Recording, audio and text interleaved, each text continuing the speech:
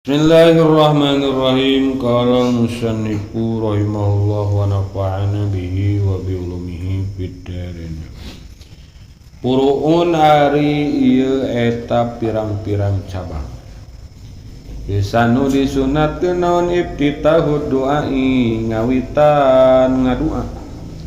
Ilhamdulillahi kalawan maca alhamdulillah wassalati sareng maca sholawat ala nabi sallallahu alaihi wasallam ka Kangjeng Nabi Muhammad sallallahu alaihi wasallam. Wal khatmu sareng ayeuna nungtungan bihima kalawan itu ayeuna alhamdulillah sareng sholawat. Wa bi amin sareng sunnat ayeuna kitu maca amin. Wa taminu makmumin sareng aminanna si makmum sami'a anu nguping makmum doa al imami kana doana imam wa in hafidho sanajan apal itu si makmum jarika kana itu doa.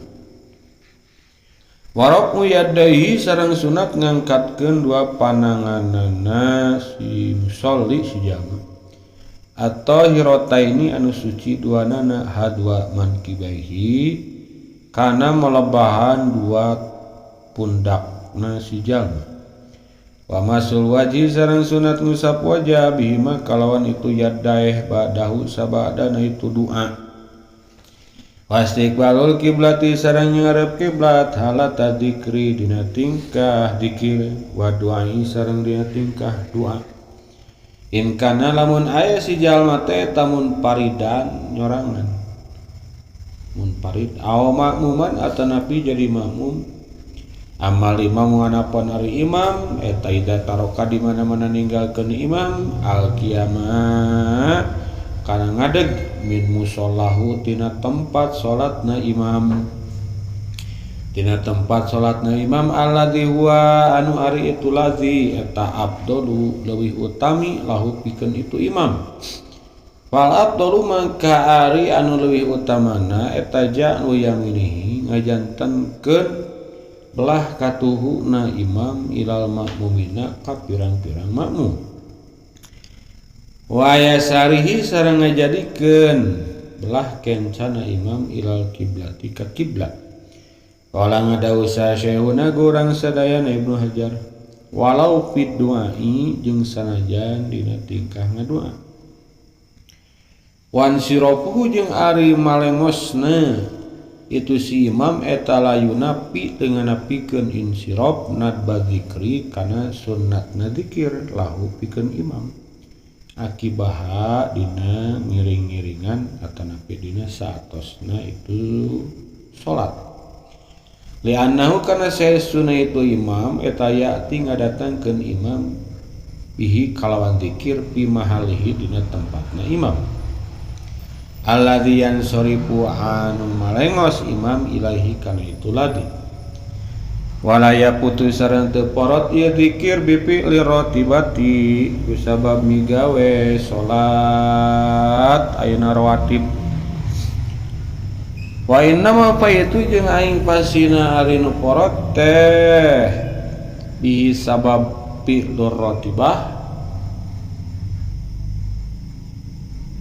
eta kamaluhu sampurnana itu dzikir la gairuhu henteu saliyana itu kamaluhu aqadiyatu kalamihin jeung ari teterapan atanapi pamasti jeung ari ayeuna qadiyah keputusan dawuhan fuqaha eta husulu sawabi dzikri hasilna ganjaran dzikir wa in jahila sanajan bodoh si jalma maknahu kana maknana dzikir wa nadzara sareng tos ayeuna kitu perpandangan pihi dina itu husulu sawabi dzikri sal asnawi imam asnawi walayati sareng ayeuna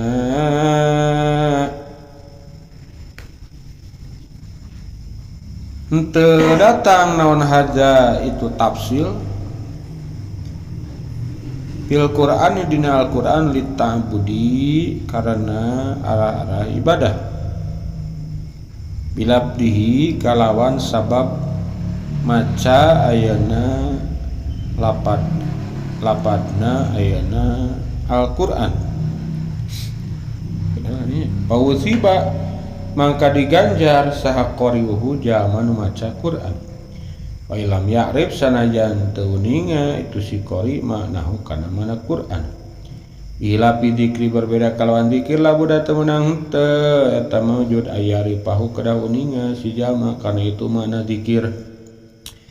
Walau biwajhi jeung sanajan kalawan wajahna eta napi segina sisina itu dzikir. Intaha geus beres itu ayeuna kaul Syekh Asnawi. Wayunda busana disunatkeun non ayan takila pindah si jalma atawa nepi musolli.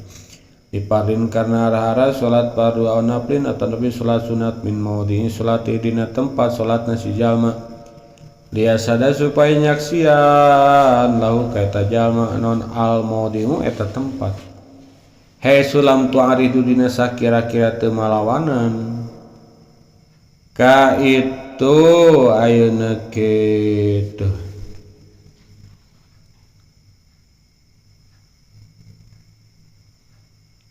Sakira-kira teu malawanan ka itu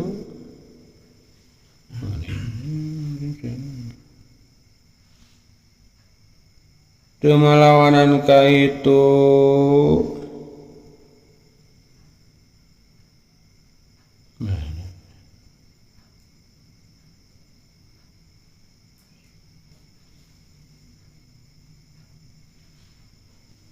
naon al maudhi'u ayeuna eta tempat hai sulam tu'aridhu dina sakira-kira teu malawanan kana itu itu eueuh euy buatlah sakira-kira teu malawanan naon fadilatu nahwi sofi awalin kautamaanana umpamana jajaran anu awal jigana kana ayan takila teh kana intiqalnya kana masdarna teman kana itu intiqal masdar tina ayan tak biasana ada sokot masdarna lamun keur balik domir naon fadilatu nahwi sofi awalin kautamana umpamana ganjaran awal. Pelam yang takil maka lamun terpindah itu si jalma pasola maka misahkeun si jalma bikalamin insanin kalawan cariosan manusia. Wan naflu jeung ari salat sunat li gairil mu'takifi keur salian ti jalma nu i'tikaf di baiti di bumi na itu goer mu'takif eta afdalu leuwih utama. In amina lamun salamat itu goer mu'takif pau tahu kana porotna itu naflu aw tahunan atau nafi karena arah-arah kegampangan bihi kalawan naflu illa fi sholatil mubakkiri angin dina sholat sunat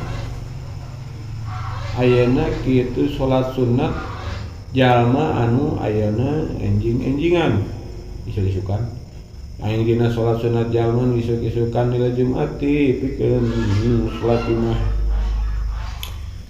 auma tenapi perkara sunan disunatkeun pihina itu manon al jamaatu berjamaah awaroda tenapi kawarid kalaku itu naflu fil masjid di jero masjid kaduha seperti salat duha wa yakuna sareng ayeuna aya non intiqalul mamum pindahna si mamum eta ba'dan tiqali imamihi sabada narima pindah imamna si makmum.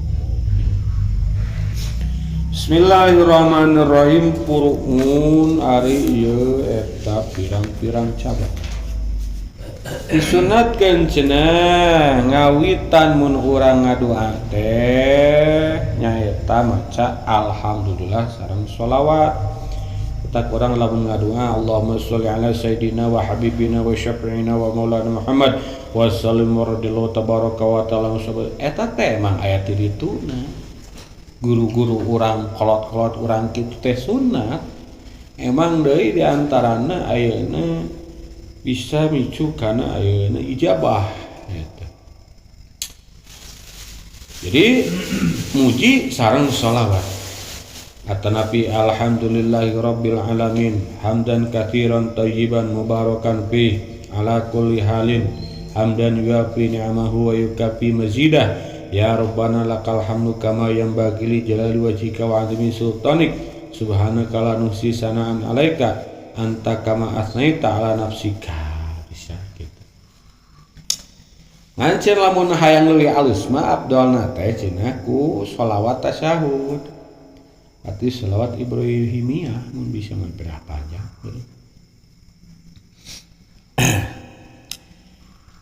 Wal khutmu bihima cek tadi ngawitan ngadoa sunat maca alhamdulillah muji ka Allah jeung sholawat kumaha nungtunganna tek eureuna sami tungtungan ku ngalem sareng ayeuna sholawat.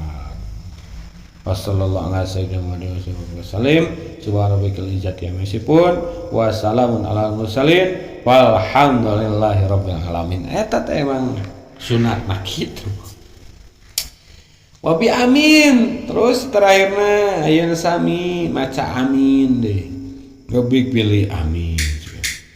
Aya urang keur ngadoa mah ayeuna aminan ku batur. Teras masih kene disunatkeun sunat ngaminana si makmum anu nguping kana doana imam. Urang ngamakmum ka hiji imam beres salat imam ngadoa. Tah urang sunat ngaminan. Hayang menang ganjaran jeung hayang ayeuna kaijabah doana kabagean. Ari imum mah nya bae ulah. Sok sanajan ayeuna eta si imam teh apal kana eta doa anu dibacakeun ku imam teh moal jauh ti sapu jagat aminan sunat. Ulah pedah mentang-mentang lah aing apaan sina doa eta mah mali aminan.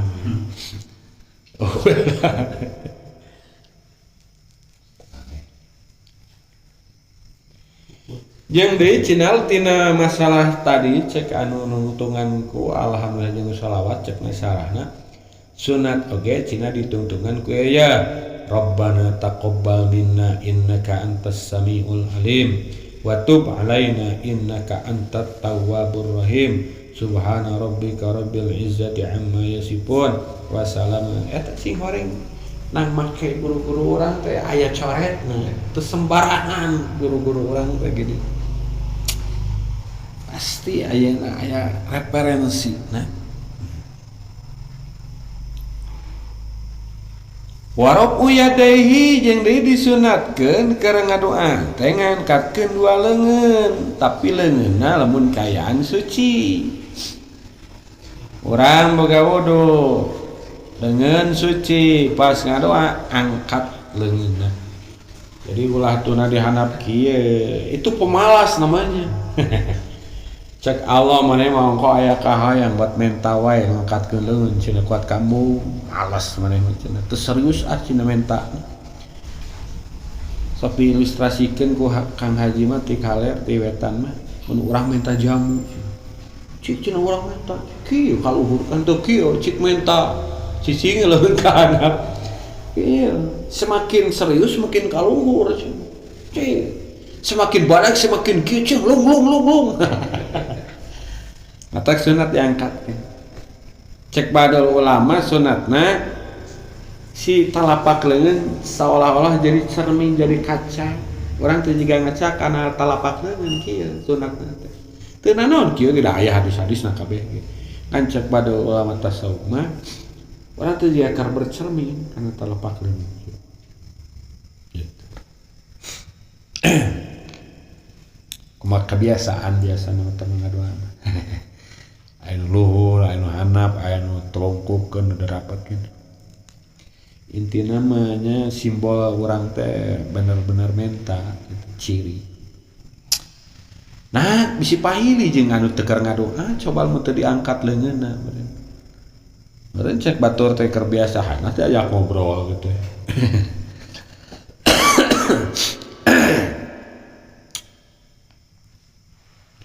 Ku kumaha lamun ayeuna mutan najis aya najisa teu suci leungeunna makruh ngangkatkeun sasanajan make halang ge leungeunna katai kotokan atanapi ayeuna kagetihan pas ngadoa da bae ari ngadoa mah pada sunat tungkul kaayaan suci teh wahana teh teu boga teu keur suci tapi anggar ngangkat leungeun mah suci taulah ari keur ayeuna kanajisan mah sok sanes kurang ditutupan ku lama anggar ulah kudu keur kaayaan suci malahan ceuk Imam Ghazali mah hatta yara bayado ibtih singkat tempo ayeuna bobodas kelekna berarti kana da ngangkat saeutik mun kitu mah teu handap teuing kieu da mal katempo mun kieu mun katempo kieu mah.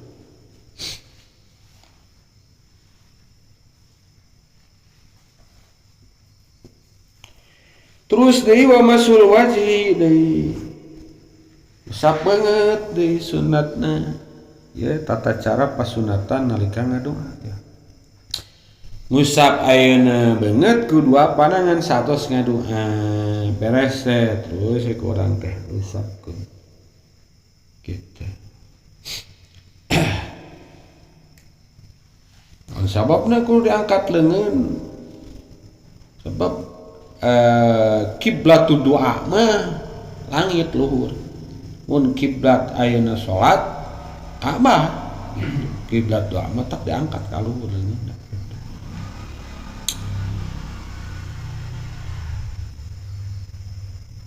aya nyebutkeun cenah ayeuna mah baheula mah cenah mah tak diusap teh pedah di gurun pasir cenah mun salat mun ieu teh sok narapel henteu urang mah lain nempok kana sejarahna baheula itu ieu urang mah ta'abbud jadi ibadah teh ta'abbud teh nurutan kanjeng gitu. Kanjeng sok itu urang turutan adapun ayeuna kitu sababiahna oh masalah rek kumaha gitu intina urang mah ta'abbud sebagai bentuk ayeuna urang mahabbah jeung emang nyareatkeun kitu gitu pan hari zaman mahabbah masuk nurutan naon perkara anu ayeuna dipikaresep ku ayeuna kabogorna kan da urang ge sebagian tina ayeuna tanda mabawarna teh nurutan kanjeng mah tina ayeuna ta'abbud we urang kitu ittiba ngaran teh lain ta'abbud turut ka kanjeng kitu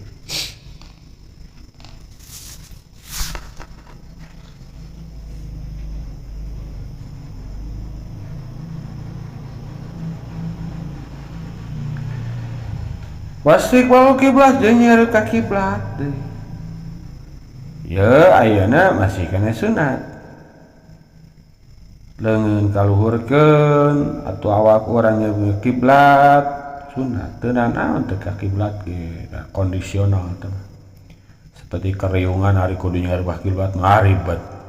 Ieu mah lamun pasisna urang keur sasoranganan buahna teh keur dang peuting tah halata zikri wa doa cenah tapi nalika zikir jeung ayeuna ngadoa pas zikir pas doa sunat mun bisa mah nyeureut kiblat teu bisa teu naon lamun posisina urang mun parit atanapi jadi makmum urang ayeuna kitu oh ieu mah nu salat teh sami bae tanda sorangan atanapi jadi makmum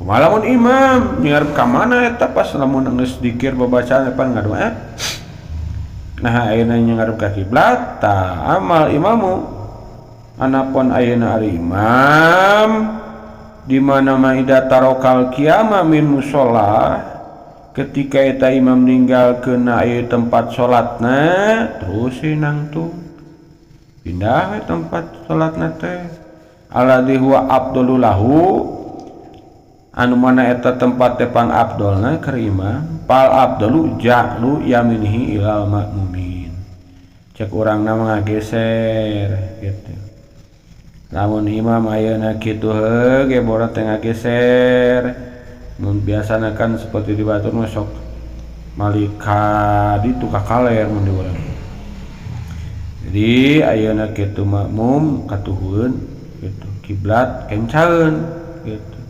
tah keur imam mah cenah abdolna kitu makmum belah katuhu kiblat belah kenca gitu.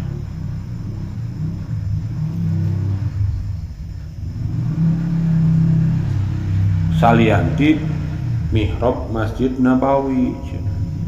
Tapi lamun aya nuju di Masjid Nabawi mah sabalikna we ayeuna kitu. Katuhu ayeuna kitu. Katuhu ka Masjid Nabawi. Ta'adub beradab ka Kanjeng. Kita tidak usah Jamalul Romli tapi cek Ibnu Hajar mah anggar aya cenah nu katuhu nu ka makmum teh. Gitu. Sanajan aya di Masjid Nabawi gitu. Soalnya kan lamun ieu kan bisi kenca Kanjeng aya di kenca cek urang. Cek Ibnu Hajar asami we gitu. Tilap sih dina masalah eta teh. Ya eta mah kumaha kebiasaan we, penting mah aya wiridannya doang. Lah cara nu kitu mah kumaha we atuh. Rek lempeng ka kulon teruskeun ka beres mangga rek ayeuna anu nyaigir teh mangga gitu. Emang kasidana lamun di pasantren mah nyangigir termasuk harita kari kolong gitu nyangigir ngatuhu gitu. Harita kari pacul gitu di pasantren nempok teh hampir karar itu.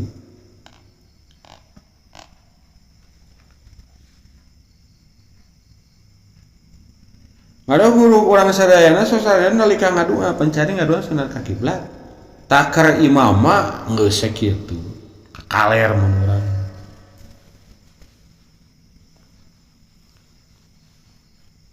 Jadi suasana ngadua tetep makmum katuhu kiblat kenca urang nyarup ka kaler.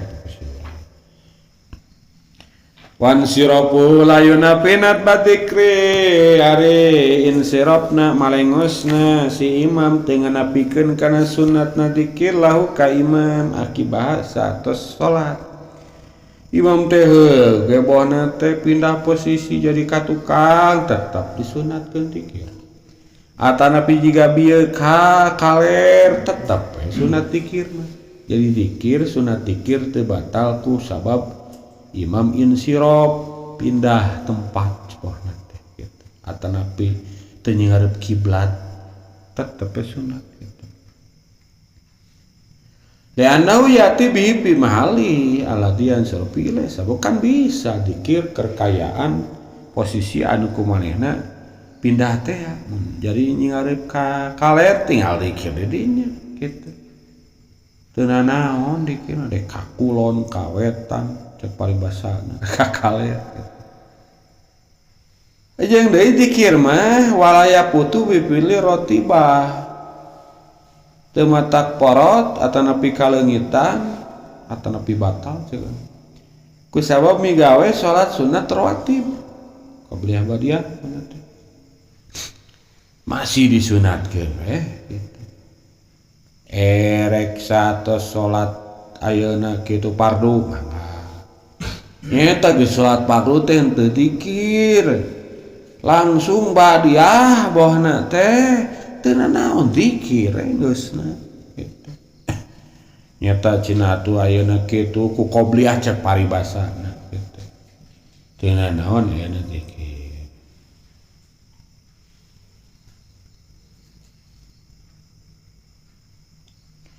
Wa inna mal fa'id anu mata qorat mah ku sabab ayeuna pagawean rawatib teh kamalu kasampurnaanna. Oh, sampurna.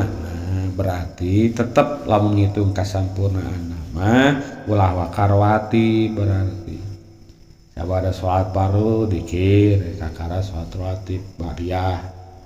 Sebab ketika ayeuna kaselangku badiah mah eta tidak yang paling utama. Bukan yang terbaik untuk kamalu.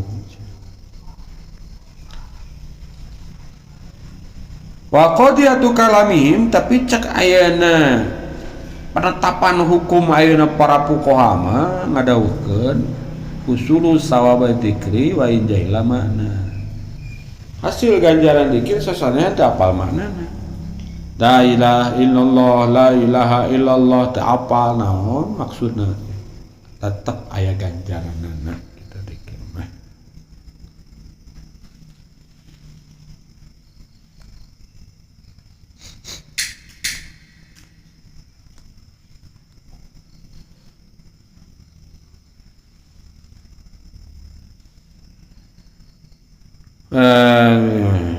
Wa nadharu fil Asnawi pidawa ayeuna Imam Asnawi berpendapat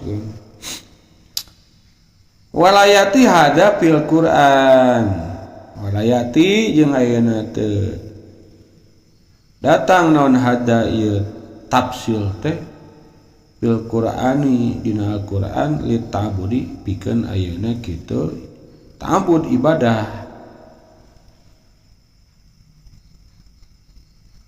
bilabdihi ku sabab ayeuna maca Al-Qur'an. Ya Qur'an cenah kitu. Qur'an ayeuna maca Qur'an teu apal maknana diganjar cenah. Lain kita tuh. Nah, beda jeung Qur'an cenah kitu. Gitu.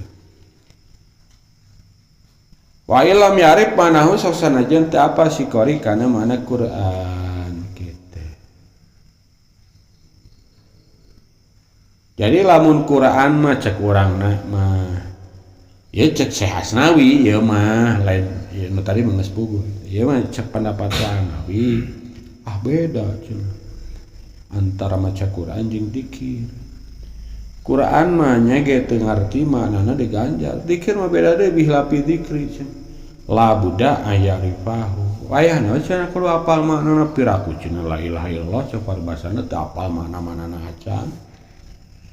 Walau biwajin sok sanaja dina satu sisi atau apal yang la ilaha teh bohna teh ayeuna teh pangeran lintang ti Allah bohna teh kitu. Allah teh pangeran bohna teh kitu. Itu secara luas bohna teh ngamaknaan la ilaha teh apal teh ngan hiji penafsiran bohna teh menurut manehna. Tah mun hayang ganjaran mah kitu cenah ulah blang pisan ketika blang mah wayahna cenah. Dikir-dikir mah menang ganjaran. Eta cek Syekh Asnawi gitu. Beda cadi cek musonif gitu. Wa yundabu ayan takila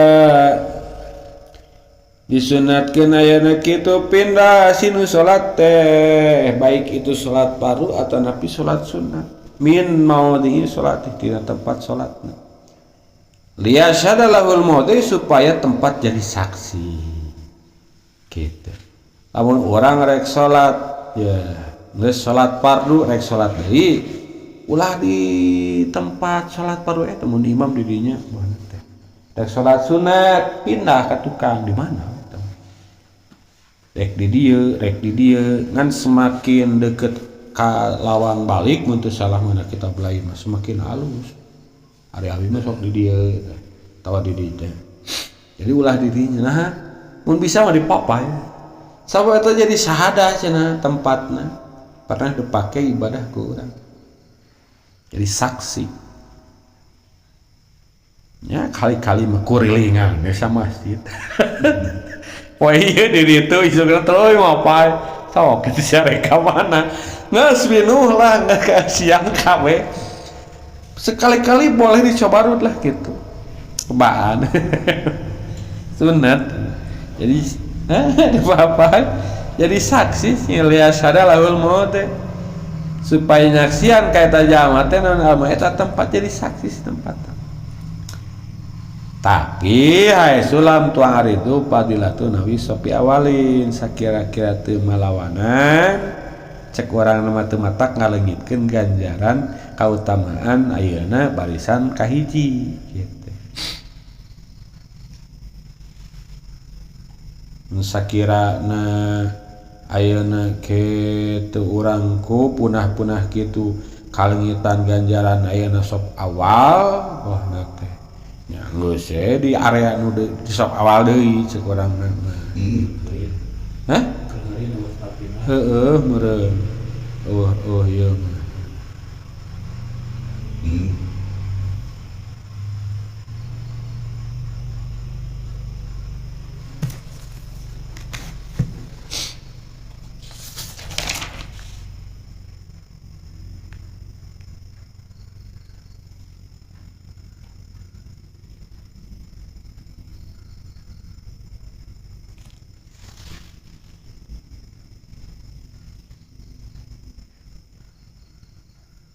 Jeung deui cenah ayeuna ihya'il baqa bil ibadah supaya ngahirup-hirup tempat ku ibadah cenah.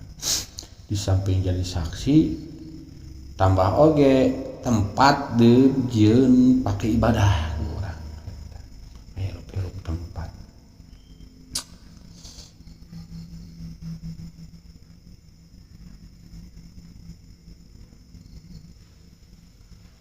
Jadi maksudnya cek sarana aya gini tah.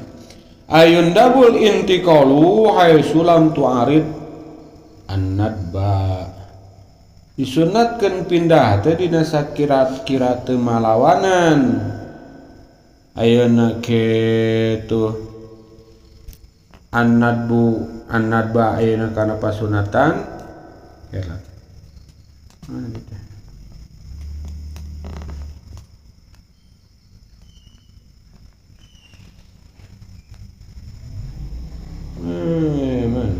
Tahsilu padilati nahwi sobil awal ngahasilkeun ayeuna padilah umpamana ayeuna di jalan awal kal qurbi minal imam seperti contohna cenah deukeut jeung imam.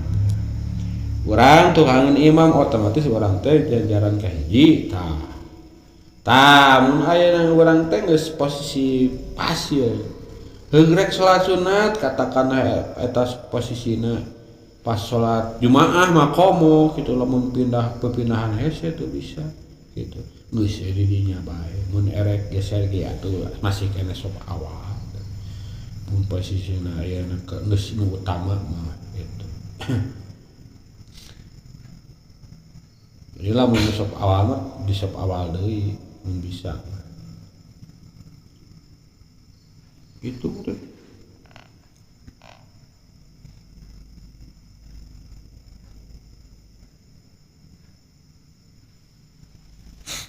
Pa'ilam yang takil pasil gitu. Tadi pasilnya kalau kata pasal bisi pasil bi kalami insani. Mangka lamun ayeuna kitu teu pindah si jalma nyeta cenah pindah di kumaha heureun cenah. Bajelema keur lamun pindah wah hese deui cenah hayang meunang tempat teh. Kumaha tuh supaya meunang pasunatan? Cek tadi kan sunat pindah. Ketika rek migawe sholat nu lainna teh pisah we cenah ku omongan manusia ku ngomong wah teh naon gitu cekna sarahna mah sabab cenah aya linahi fi muslimin aya panyegah cenah tina hadis Muslim an wasli sholatin bi sholatin illa ba'da kalamin aw hurujin nepungkeun salat ka salat kecuali sabada ngomong atanapi kaluar eta salat. Jadi teu bagus urang salat terus geus beres salat deui tidinya tanpa kapisah. Mata kudu aya pemisah. Pemisahna niatul huruj beunang teh salam teh. Urang beres kitu atanapi ku ngomong heula beunang atanapi ku ngomekeun baju cek bari basa matak cek tadi pindah teh kitu supaya antara salat kaji kadua ayeuna pemisah gitu sebab ketika diwasolkeun eta aya nahi cenah.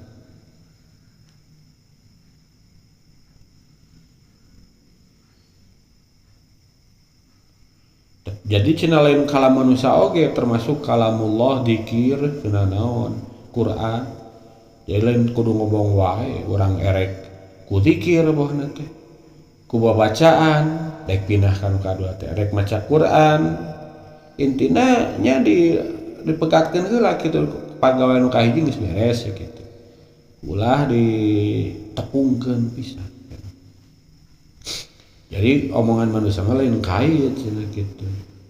Termasuk ayeuna bisa oge ku dikir ku Quran cenah. Ta'amal. Coba cenah renung ku anjeun.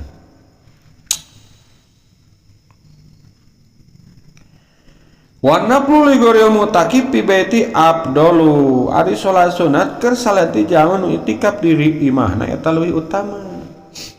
In amina pawatahu mun aman si ghair mutakib ayeuna dina kaleungitanna eta sunat. Jalma itikaf kitu sunatna migawe pasunatan di mana? Di masjid. Jalma teu itikaf ghair mutakib ngaranna. Alusna migawe salat sunat di mana? Di imah. Mata wa ayeuna sapalihna seperti sebagian guru aya nu kadang telat ka masjidna teh. Nah, da salat sunat telah di bumina. Termasuk di salengka kitu almarhum Kang Mun. Eta teh mun subuh teh lila ngaranna. Amin. Pami teh lain talang ke atana pikelem kene. Nah, ngatepan heula di bumina ngamalkeun dieu. Kayak sadar beberapa menit, karame, lebat. Tapi lebih kayak langsung ngetepat, langsung berjamaah subuh deh, ngetepan sunat deh. Gitu. Gebel jadi ahli guru mah, mimpi dah mengata.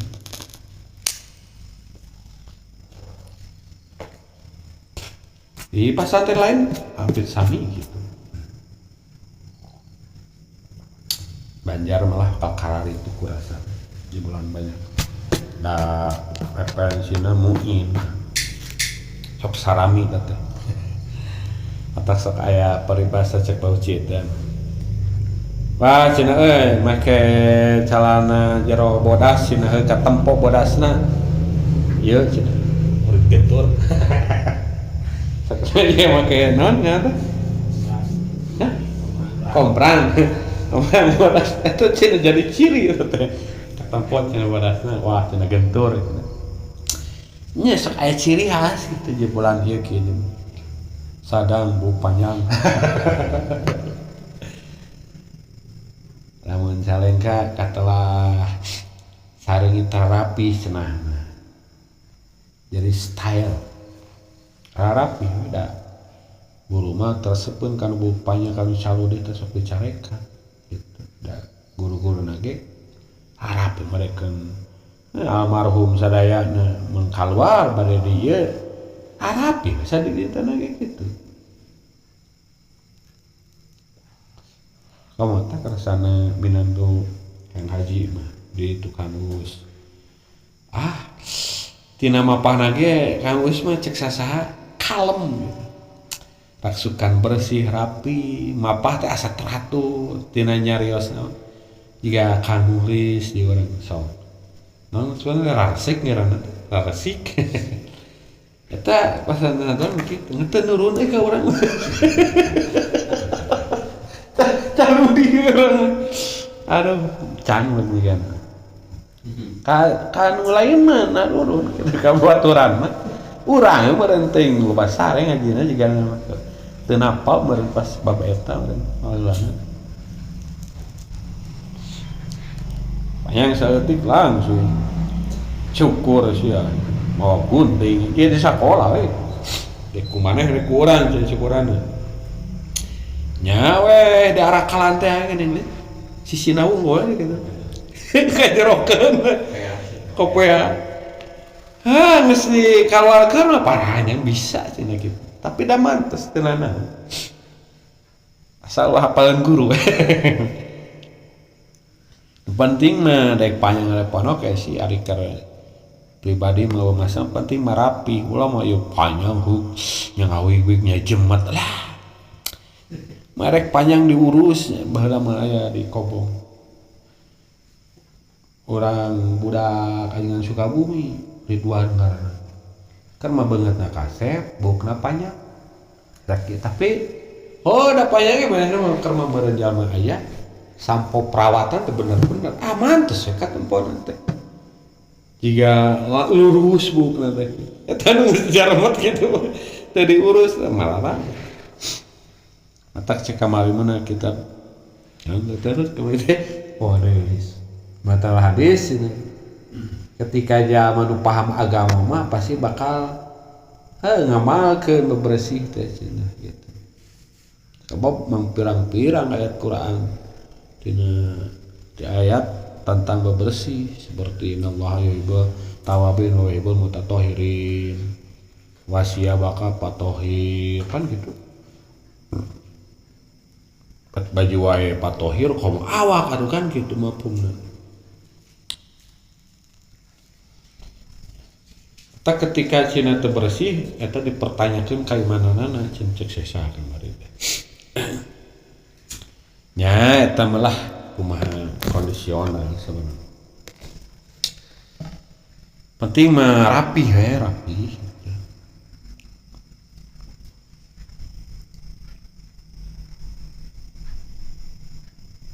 ceng-ceng kunaon santri alat sekian kuat kapararnya gitu bu nah kita tema cina bakatku belas mikiran ilmu cina tersempat mikiran awak dari mana gitu bakatku fokus karena ngaji mikiran nalar tersempat mikiran awak kena bau panjang panjang cina kumis kayak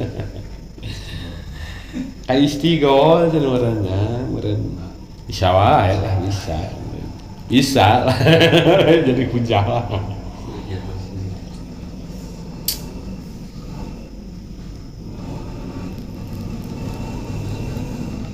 tanyakan ke yang pasang nah kota iya cina mikiran ngaji mah cina mikiran awak pernah panjang mana dari yang pernah ngaji di orang tapi halus gitu rapi darus. Jadi sholat sunat ayeuna keur anu teu itikaf mah bisa diimah. Lamun sakirana ayeuna aman salamet tina karengitan eta sholat sunat. Ari sakirana mun diimah matak teu fokus mah budak ngaganggu riweuh bisa di masjid. Riweuh. Kalau model orang mah hese meureun tah kumaha kadang teu husu kumaha geus di masjid atuh gitu. Tetapi tahawunan cenah aya sarean cenah ieu teh euy salat teh nu salat sunat di masjid geus sekalian di dieu di imah. Ini tahawunan atuh gitu. Ulah atuh ari kitu mah. Jadi itu keinit ke masjid gitu mah tuh.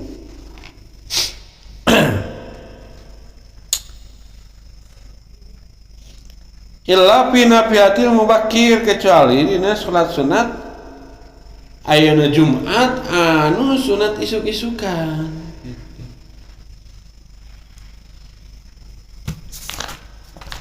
Nah kumaha eta mah sunatna di masjid ulah di imah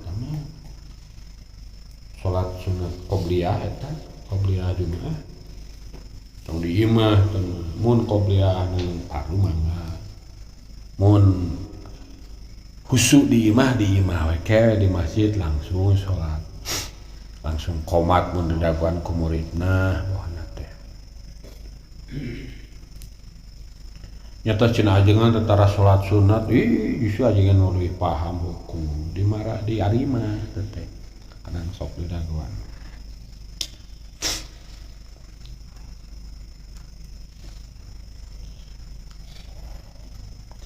Wa ma sunnah fil jamaah tanapi disunatkeun berjamaah cenah di masjid. Sunat di masjid diberjamaahkeun ulah di imah. Seperti tarawih gitu.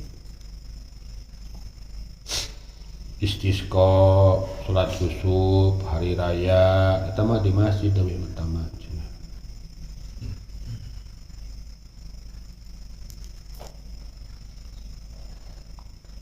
Atanapi anu sok ayeuna geus kawarid sok biasa di masjid.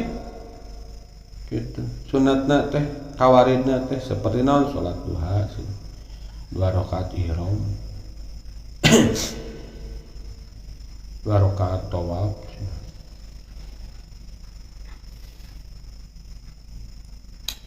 Atanapi maksud cekna sarana in amina pawa tahu teh cina ilam yahok bitahiri. Mun sakirana urang ayana kitu di masjid sangkesa ena di imah salat sunat ka masjid teu kapanerian teh naon. Aya sakirana kapanerian ka rumah ayana kitu. Waktu ulah.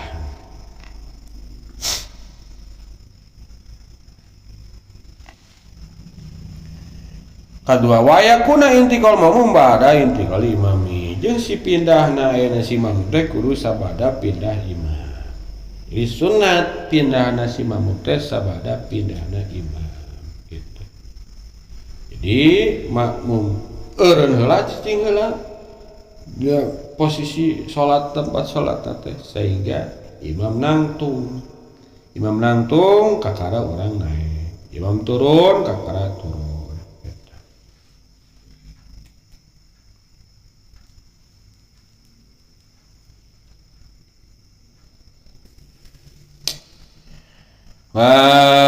Nudiba